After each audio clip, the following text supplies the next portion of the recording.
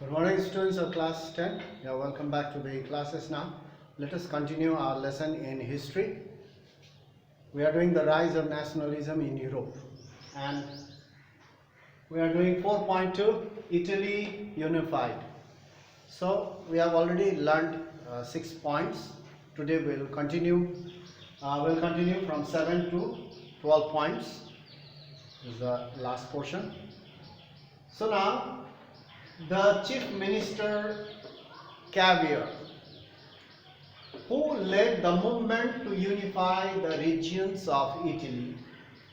Chief Minister Cavour. He led the movement to unify Italy. Was neither a revolutionary nor a democrat, like any other wealthy, educated elite of Italy. He was not a revolutionary. He was not a democrat like wealthy, educated people of Italy. He was a chief minister. So, number 8, he spoke French better than Italian language. He spoke French very well. And he made diplomatic alliance. Alliance means friendship. He made a diplomatic alliance with France. Means he tried to ask help from France to unify Italy. That's why he made diplomatic alliance, friendship with France and Sardinia Piedmont. So we have learned Sardinia Piedmont was the only small kingdom ruled by an Italian prince or king. This Sardinia Piedmont succeeded in defeating the Austrian forces in 1859 with the help of French armies. The Austrian forces were defeated by the revolutionaries as well as the French armies. So the French armies helped Count Cavour as well as revolutionaries, and they defeated Austrian forces in 1859. So the northern part, which was under Austria, it was set free and it was annexed to Sardinia Piedmont. Now number 9, apart from regular troops means revolutionaries and French armies. Apart means excluding, not counting, regular troops. A large number of armed volunteers.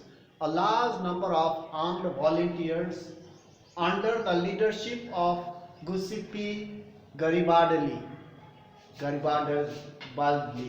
So, under the leadership of Giuseppe Garibaldi, he was the leader of the revolutionaries. Under his guidance or leadership, they joined the fight. French armies, revolutionaries, and the armed revolutionaries of Giuseppe Garibaldi, they fought with various armies of various kingdoms. So in 1960, what happened? In 1960, they means these forces, they marched towards South Italy, where there were kingdoms ruled by Spain. So they marched towards South Italy and the kingdom of two Sicilies. The kingdom of two Sicilies were ruled by the Spanish rulers and succeeded in winning the support of the local peasants. In South Italy, the local peasants also supported these armies, revolutionaries, French armies, and the regular revolutionaries. These peasants from the South Italy supported them.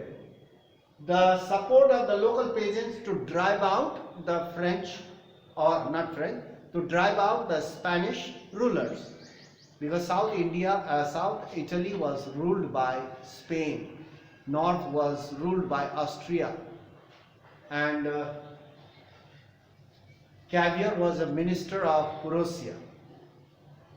In 1861, Victor Emmanuel II Victor Emmanuel II was proclaimed, announced the king of Italy. Once all the small kingdoms were set free from Austria, from Spain, Spanish rulers, they were annexed and formed into one.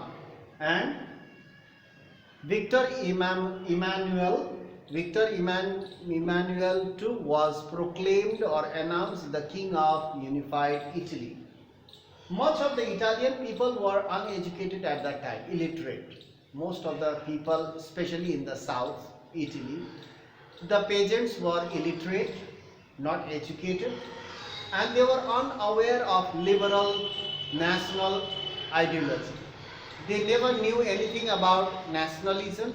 They never knew anything about Italy, Italia. Italia means Italy. Most of the Italian people in the south were uneducated and were unaware. Unaware means did not know anything. Did not know of liberal nationalist ideas. So the peasants from the south, these uneducated peasants from the south Italy, they never heard Italia. They never heard the name Italia or Italy. In the beginning, at that time, during this period, it was not called Italy, it was called Italia. So they never heard the word Italia. They thought that Italia was Victor Emmanuel's wife.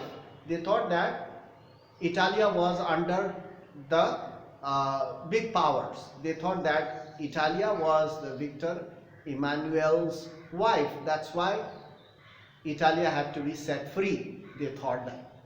So this shows that they were uneducated. They didn't know anything about nationalism or their ideology. They just supported the revolutionaries, French armies, and other regular revolutionaries. So, but anyway, the Italy was liberated and they made a nation state. Italy was unified in this way. So, in our next class, that's all. In the next video, the strange case of Britain. We'll talk about Britain now. It's a very different story, not like this regular fights or regular revolutionaries or regular revolts, not like this. The case of Britain is very different from the European revolutionaries or revolution. It was quite different. So how it was strange, not like the European revolution. It was quite different. The strange case of Britain, we will carry on from our next classes. So that's all for today. You go through this subtitle, Italy unified properly. We have finished Germany, unification of Germany. We have already finished Otto von Bismarck, and we have Italy unified. That also we have almost finished this portion, and we will do strange case of Britain in our next class. So that's all for today. You go through the book as well, so it will be much clearer to you. So the only thing, you read and learn at home. Don't waste your time. So that's all for today. Thank you very much.